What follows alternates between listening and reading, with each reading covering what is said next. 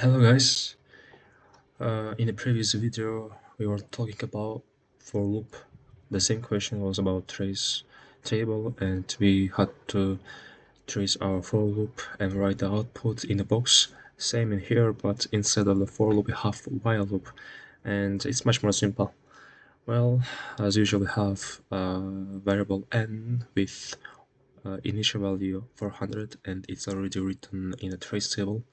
We go to the while loop and we see that n is more than 0. It means if this statement is correct, then while loop is correct, and we go to inner part of our while loop. So we see that there is a print statement n plus empty string, and after that we have to divide our n by 4. So since n is equal to 400, so system.out print n plus empty string, so 400. It's already written here, and n is divided by 4. So in other words, it's like that: n is equal to n divided by 4. 400 divided by 4 is 100. So we write here, and right now we again go to the while loop and check if n is more than 0. Yeah, it's correct. It's more than 0. So we go again to our print statement, and we see that n plus empty string. So we write empty string and write 100, and we check 100 is divided by 4, right?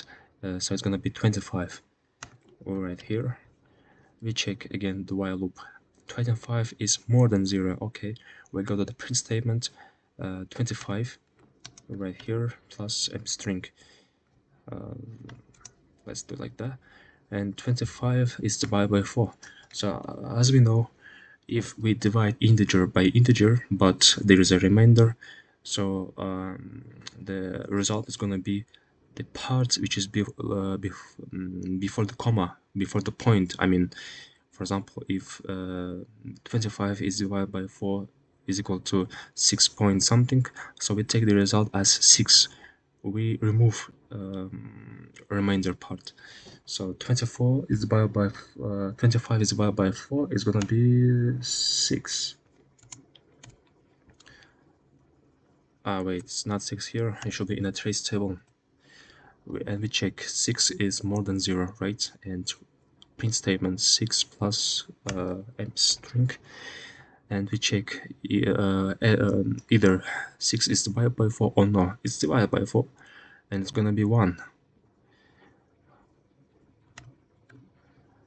And we check again if 1 is more than 0. Yeah, we go to the print statement.